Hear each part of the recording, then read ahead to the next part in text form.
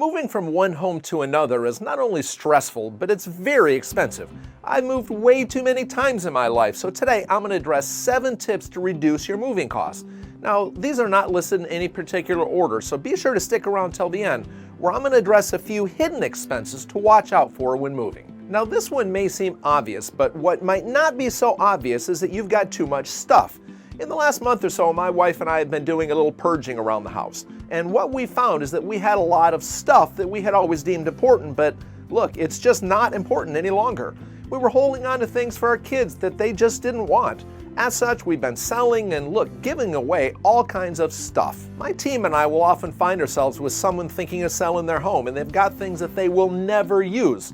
Sometimes it's hard to see it when you're kind of living in it, but have a yard sale and get rid of anything that you haven't used in the last year or you don't anticipate using or even needing in the next 6 months or so. Getting rid of some of that stuff can save you a lot of money moving things that don't need to be moved. Maybe you've been thinking of a new bedroom set or a new living room set. If you are, then maybe not moving those items could help pay for that new furniture at your new destination. Less stuff means a smaller moving truck or storage container, and that usually translates to lower moving costs. Speaking of a moving truck or a storage container, understand that it's going to take some time to research the right moving vehicle for you, unless of course you're just planning to throw it all in the back of your pickup truck.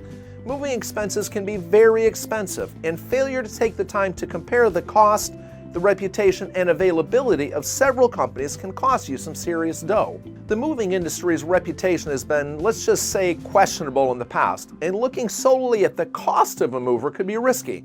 There are some great movers with great reputations, so do your homework here or you can waste a lot of your hard-earned money. Next, compare the cost of a moving company to that of one of these moving storage containers. The cost of these storage containers can vary quite a bit. They can be very low to very high, and the services they provide can as well.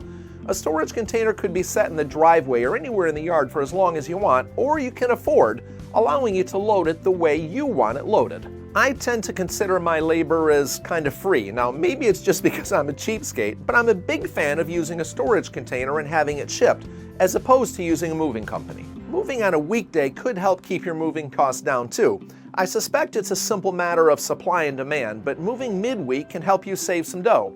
Moving in the winter can help save some money too, but it can be risky. I remember years ago, it was March 16th in upstate New York. They were calling for snow, but look, I didn't take it seriously. I was young and I knew better, and I couldn't afford to pay someone else to move me. So I was using my little Ford pickup and my friend Pete's Ford Bronco, and we were just moving 10 minutes up Route 9. By the time we arrived at our new apartment, we had like 5 inches of snow all over the truck and our belongings. It was a mess. So we ended up moving everything else in his Bronco, which was hard on most of our stuff. Now yes, I needed to move anyways, but had I heeded the weatherman's warning and adjusted by just a day or so, the entire experience could have been much more pleasant. Next, let's address moving boxes. Now, my family and some of my friends have had some fun at my expense after I've gone into all kinds of stores asking for leftover boxes, which they were happy to give me for absolutely free. I've also been accused of dumpster diving for boxes if they look clean. Now look, I cannot confirm or deny that this ever happened, but let's just say that those boxes were way cheaper than buying boxes at some store with fancy labels. So maybe now you know that I'm cheap, but doing your own packing can be one of the best ways to reduce moving costs. Yes, it can be a lot of work, but look, spread it out and do the packing over time. Maybe weeks, or one time I did it over a couple of months. Doing a little here and a little there can make the process manageable, and when you arrive at your new home, you'll be grateful that everything was done over time because look, then the boxes won't just be all thrown together.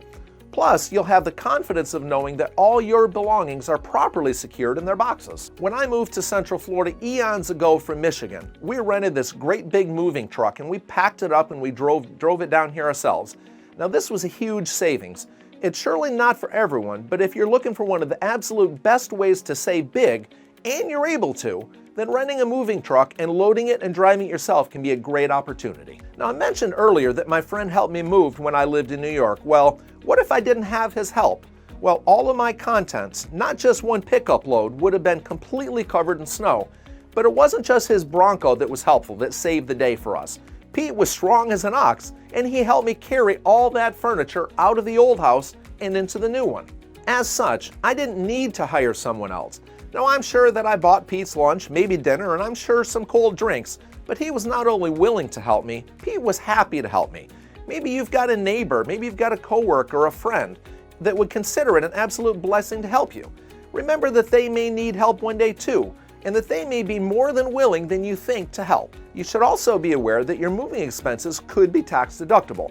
Now, while you may not realize these savings today, it could still be huge savings that could be realized whenever it is that your taxes are finished.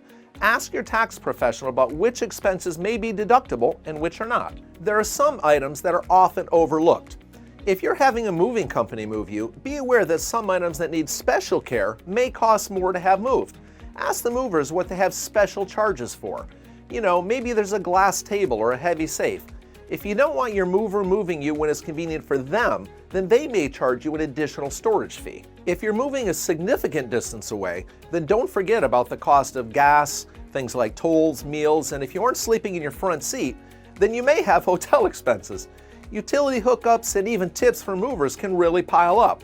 Maybe you're thinking of using an equity line or even a bridge financing loan to help with the move. Well, these can both be very expensive. Here's another video about moving into a new house that might be worth checking out. Thanks for watching, and I'll see you soon.